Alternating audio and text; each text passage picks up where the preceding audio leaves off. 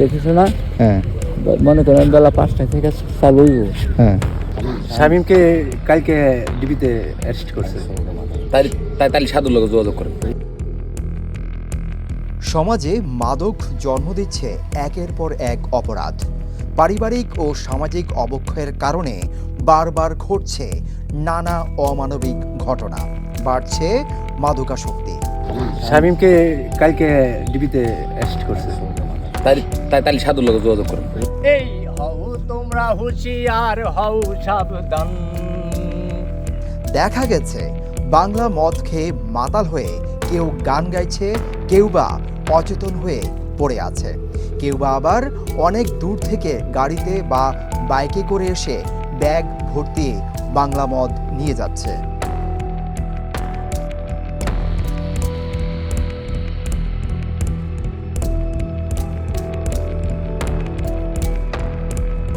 Excuse me ভাই, মানে বিষয়টা হচ্ছে কি, আপনারা আগে কখন এখানে আসছেন?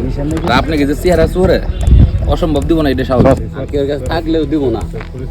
আপনারা গেলে আপনাকে দিবে আপনারা দেখে মানে দৌড় দিস। আসেন আসেন ওইদিকে যাই। ওইদিকে আছে? আচ্ছা ওইদিকে ওই আঙ্কেল করতেছে ওইদিকে। নেই কোনো তদারকি, নেই কোনো পুলিশি তৎপরতা, চলছে মাদকের রমরমা ব্যবসা। জালাল ভাই পাঠাইছে। হ্যাঁ ঠিক ওই জালাল ভাই পাঠাইছে। পানির ব্যবস্থা করে দেন। সন্ধ্যা হইলে বিকাল হইলে ছুটবো, ওই যে চলে যাবো।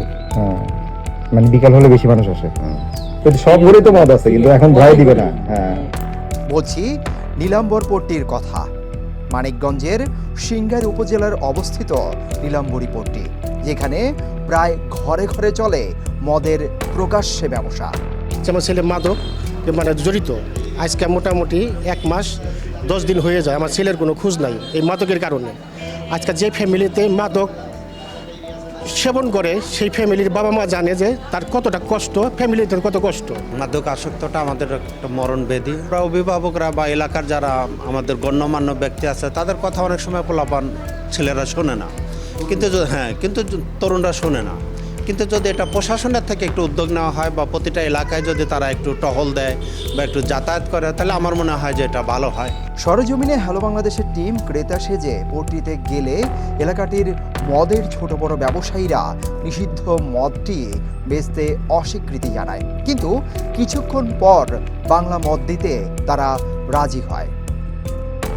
অবশেষে দেখা মিলল বাংলা মদের। মদটি হাতে পাওয়ার আগে 6 জন যুবককে দেখা গেল ব্যাগে মদ বহন করে নিয়ে যেতে। স্পটে না নিয়ে তারা সরাসরি কাস্টমারের হাতে দিয়ে যাচ্ছে। একেবারে প্রকাশ্যে চলছে এই অবৈধ ব্যবসা। এতে চরম ক্ষতির সম্মুখীন হচ্ছে যুব সমাজ। মাদকাসক্ত নেশা এটা আসলে তরুণ সমাজের জন্য একটা ব্যাধি। এই ব্যাধি থেকে আমাদের আসলে সবারই মুক্ত হওয়া দরকার। এর জন্য সরকার, প্রশাসন সকলের একযোগে কাজ করতে হবে। কোরবানির ঈদের দিন সহ পরবর্তী 5 থেকে 6 দিনের জন্য বাংলা মদ কিনতে আসতে দেখা গেছে ভবিষ্যৎ প্রজন্মদের। এলাকাবাসী বলছেন এখানে প্রতিনিয়তই মদ বেচাকেনা চলে। যারা পরিচিত মুখ একমাত্র তারাই বাংলা মদ কিনতে পারবে, অপরিচিতদের দিতে চায় না। দেখেছো না? হ্যাঁ মনে করেন বেলা 5টা থেকে চালু হইব। হ্যাঁ ঈদের ঈদের পরের দিনে চলে? ঈদের 1 সপ্তাহ মানে 1 বছর ধরে চলে, মানে 1 সপ্তাহ পর্যন্ত বাংলা মদ খাওয়াই চলে। আরে তাই তো বিশাল। এই যে কোনো গালে দরজা দেওয়া যায় না, হ্যাঁ হ্যাঁ একটু ভালো করে দিন, এনে একটু ভালো করে যেন থাকে মরে জানে এনে পয়লা মরে। আচ্ছা জানা গেছে এই মরণ ব্যাধি থেকে রক্ষা পেতে মাঝে মাঝে ডিবি পুলিশ টহল দিয়ে মদ উদ্ধার করে অপরাধীদের ধরলেও পরবর্তীতে যে লাউ সেই কদু, কে শুনে কার কথা। চলছে অনায়াসে মদ কেনার প্রতিযোগিতা, যেন দেখার কেউই নেই। আমরা সকল জনগণ চাই যে এই মাদকাসক্তি এটা দেশের থেকে নির্মূল হোক। এটা আসলে এলাকার লোকজনের দ্বারা সম্ভব না। এটা যদি প্রশাসন তারা যদি একটু ভালো করে উদ্যোগ নেয়, এটা সম্ভব। এ ব্যাপারে সিংগাইর থানার অফিসার ইনচার্জ জানান, আমরা সবসময় তৎপর আছি। মাদক নির্মূলে। আমাদের এলাকায় একটা নীলাম্বরপট্টি নামে একটা জায়গা আছে। এই জায়গাটা আমাদের জেলার একদম সীমানায় অবস্থিত। আমরা অভিযান করতে গেলে ওখানে আমাদেরকে বেশি পুলিশ নিয়ে অভিযান করতে হয়, যেহেতু ভৌগোলিক বিচ্ছিন্নতা আছে। আর এই সুযোগটাই এই মদ যারা তৈরি করে তারা এই সুযোগটাই নেয়। আমরা সোচ্চার আছি, আমরা নিয়মিতই অভিযান করছি। আমরা সেখানে তো অভিযান করি, পাশাপাশি আমরা রোডে চেকপোস্ট করি, যাতে ওখান থেকে কেউ এই যে মদের যে সার্কুলেশনটা, বিপণনটাও আমরা রোধ করি। উপজেলা নির্বাহী অফিসার জানান, সামনের দিনগুলোতে এই অবৈধ ব্যবসা রুখতে আরও কঠোর হবেন।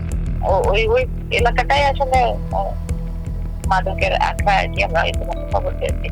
তো আমরা ব্যবস্থা নিব। আমি সেখানে কথা বলবো, প্রয়োজনে জায়গা ভিজিট করে আসবো বা স্পেসিফিক তথ্য পেলে আমরা যে কোনো সময় ভিজিট করার জন্য প্রস্তুত। পত্রিকা সূত্রে ও মাদকদ্রব্য নিয়ন্ত্রণ অধিদপ্তরের পরিসংখ্যান অনুযায়ী যুবকরা বেশি মাদকাসক্ত হচ্ছে। মাদক সেবীর 60.78 ভাগই এসএসসি পাস। 20 থেকে 40 বছরের মাদক সেবীরা সংখ্যা 81.37 ভাগ। এই পরিসংখ্যান থেকেই বোঝা যাচ্ছে মাদকের ভয়ঙ্কর আগ্রাসনে তরুণ প্রজন্ম নিঃশেষ হয়ে যাচ্ছে। অনেক যুব সমাজ কিন্তু এর কারণে কিন্তু ধ্বংস হয়ে যাচ্ছে। এই যে আপনারা দেখতে পাচ্ছেন যে এই যে বাইক দিয়ে যাচ্ছে, একটু আগে বাইকের আওয়াজ শুনতে পেয়েছেন, এই বাইক দিয়ে যাচ্ছে, তারা কিন্তু গিয়ে কিন্তু এই বাংলা মঠটি নিবে। অনেক দূর দূরান্ত থেকে কিন্তু মানুষরা আসে, আমরা খবর পেয়ে কিন্তু এখানে এসেছি। আপনারা দেখতে পেয়েছেন যে আসলে সরকার যদি এর বাস্তব পদক্ষেপ না নেয় তাহলে কিন্তু আমাদের যুব সমাজরা কিন্তু নষ্ট হয়ে যাবে। নীলাম্বরপট্টি, মানিকগঞ্জ থেকে সিদ্দিকুর রহমান রোমন, হ্যালো বাংলাদেশ।